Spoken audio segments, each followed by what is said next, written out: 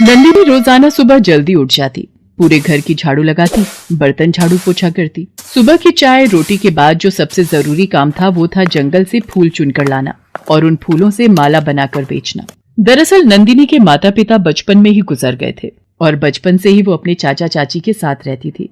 उसके चाचा चाची दोनों कोई काम नहीं करते थे, बल्कि नंदिनी जिन फूलों की माला बनाकर बेचती उसी से ही घर चल रहा था। कितना समय लगा दिया तूने आने में? फूल तोड़ने गई थी या बगीचा बनाने? चाची, पास के जंगल में अब फूल खत्म होते जा रहे हैं, इसलिए तोड़कर लाने में समय लग जाता है। ममता, ये सब इसके बहाने हैं। दिन ब दिन काम चोर होती जा रही है ये नंदिनी।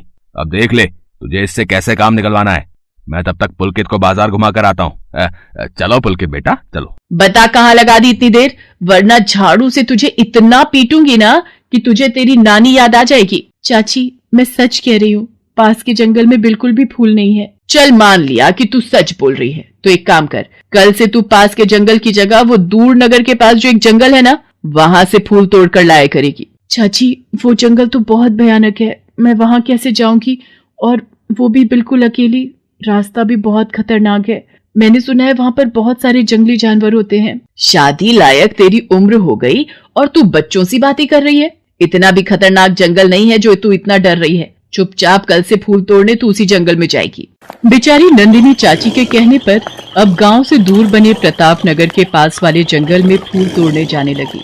वो जंगल बहुत भयानक था। ये जंगल तो कांटों से भरा हुआ है, मैं क्या करूं? अगर फूल तोड़कर नहीं ले गई तो चाचा चाची बहुत गुस्सा होंगे, पर मुझे सचमुच बहुत डर लग रहा है, मैं फूल नहीं तोड़ पाऊंगी। नंदिनी भयानक जंगल देखकर डर जाती है, इसलिए वो बिना फूल लिए ही वापस आ जाती है। ये क्या, आज तू फूल लिए बिना ही वापस आ गई? मैंने तुझे कहा था ना कि तू दूर प्रताप नगर वाले जंगल में जाना। मुझे तो लगता है तू यहीं पास में होकर आ गई है। नहीं चाची, मैं गई थी प्रताप नगर वाले जंगल में, पर जंगल बहुत डरावना है, इसलिए मैं वापस आ गई। सच, मैं वहाँ नहीं जा पाऊंगी, मैं यहीं पास वाले जंगल से ही फूल तोड़ लाऊंगी, आप मेरा विश्वास करो। आज तेरी खैर नहीं, तुझे तो मैं मुफ्त की रोटियां तोड़ने के लिए नहीं पाल रही, यहाँ रहना है तो काम करना होगा। ममता, तुम चिंता मत करो, मैंने सारा इंतजाम कर लिया है। अगर सीधी उंगली से घी ना निकले तो उंगली टेढ़ी करनी पड़ती है। मैंने इसकी शादी सुंदर सिंह से तय कर दी है। वो नंदिनी से शादी करने के बदले में हमें 50,000 रुपए देंगे। हाँ। क्या तुम सच कह रहे हो? अगर हम नंदिनी की शादी उस सुंदर सिंह से कर दे तो वो हमें 50,000 रुपए देंगे? चाचा, वो सुंदर सिंह तो एक नंबर का बदमाश है, मैं उससे शादी नहीं करूंगी। मैं भी देखती हूँ तू उस सुंदर सिंह से शादी करने से कैसे मना करती है। और सुन, कल फूल तोड़ने भी तुझे जाना होगा, वरना कल के कल ही तुझे उस सुंदर सिंह से ब्याह दूंगी। हाँ। नंदिनी फूट फूट कर रोने लगती है। बेचारी गरीब अनाथ लड़की अपने अत्याचारी चाची चाचा के साथ रहने को मजबूर थी, उसका इस दुनिया में कोई भी नहीं था। अगले दिन नंदिनी हे भगवान मेरी मदद करो, मुझे इस जंगल में बहुत डर लग रहा है, मुझे हिम्मत दो। एक काम करती हूँ, जल्दी जल्दी जो भी फूल मिलते हैं उन्हें तोड़ लेती हूँ। हाँ, उस तरफ फूलों के बहुत सारे पेड़ हैं, वहाँ से तोड़ लेती हूँ। ये पेड़, इस पर बहुत सारे फूल हैं। रुको बहन, रुको, ये फूल मत तोड़ो, मेरे ऊपर मेहरबानी करो, मैं और मेरे बच्चे इन फूलों का रस पीकर ही जिंदा हैं। हम इन फूलों के अलावा दूसरे फूलों का रस नहीं पी सकते। अगर तुमने इस पेड़ के फूल तोड़ लिए तो मैं और मेरा पूरा परिवार मर जाएंगे। अब मैं क्या करूं? मुझे तो बहुत सारे फूल तोड़ कर ले जाने थे। ठीक है, मैं इस पेड़ के फूल नहीं तोड़ूंगी, तुम अपने परिवार के साथ यहाँ पर खुशी से रह सकती हो। धन्यवाद बेटी, पर तुम बहुत उदास दिखाई देती हो, मुझे अपनी दुविधा कहो, शायद मैं तुम्हारी कुछ मदद कर सकूं। नंदिनी ने रोते हुए अपनी सारी दुख भरी कहानी उस तितली को बताई। घबराओ नहीं नंदिनी, तुम बहुत दयालु हो, तुमने मेरी मदद की है, देखना अब तुम्हारे जीवन के सारे दुख दूर हो जाएंगे।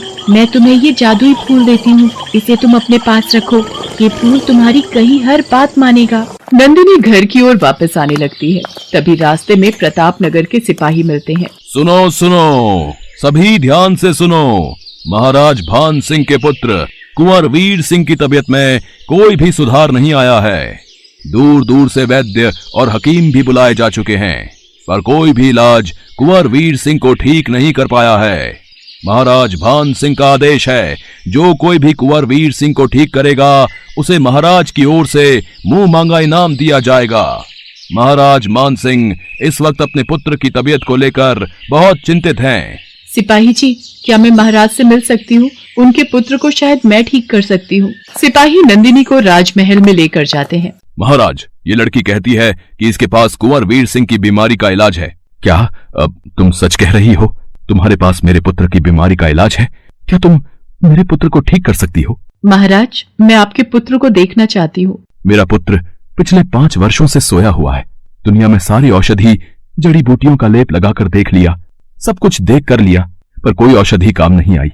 अगर तुम हमारे पुत्र को ठीक कर दो तो हम तुम्हें मुंह मांगा इनाम देंगे। महाराज, अगर आपको कोई आपत्ति ना हो तो मैं कुछ देर के लिए एकांत चाहती हूँ। हाँ पुत्री, हम कक्ष के बाहर चले जाते हैं।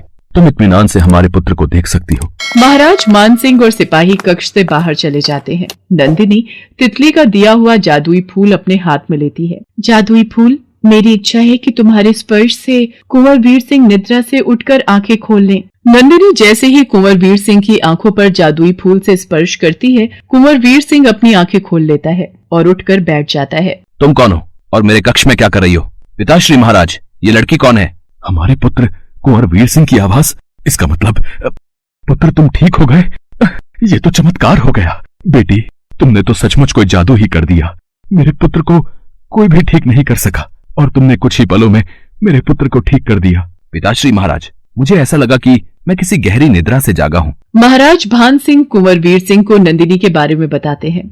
जब कुंवर वीर सिंह को नंदिनी के बारे में पता चलता है कि नंदिनी ने ही कुंवर वीर सिंह को ठीक किया है, तो कुंवर वीर सिंह के मन में नंदिनी के प्रति प्रेम आ जाता है। पिताश्री महाराज, यदि आप आज्ञा दें तो मैं नंदिनी से विवाह करना चाहता हूँ। नंदिनी ने मेरे जीवन की रक्षा की है।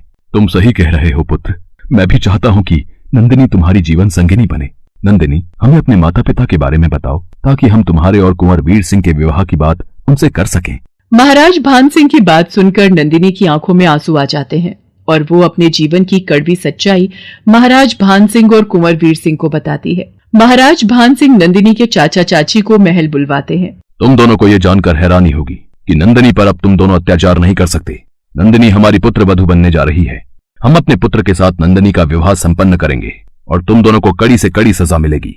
महाराज, ऐसा मत कीजिए, हमें माफ कर दीजिए, हमसे गलती हो गई। नंदिनी, तू ही महाराज को समझा। हम दोनों तो तेरे चाचा चाची है ना। हमें माफ कर दे नंदिनी बिटिया, माफ कर दे। महाराज, मेरे चाचा चाची को छोड़ दीजिए। मुझे इनसे कोई बदला नहीं लेना। मुझे आपके रूप में पिता और वीर सिंह जी के रूप में पति मिल गए। मुझे और कुछ नहीं चाहिए। मुझे भगवान ने सब कुछ दे दिया। नंदिनी के कहने पर महाराज भान सिंह उसके चाचा चाची को माफ कर देते हैं। नंदिनी की किस्मत बदल जाती है। कल तक नंदिनी एक गरीब फूल वाली थी, पर आज अपने अच्छे कर्मों के कारण वो एक राजघराने की बहू बन जाती।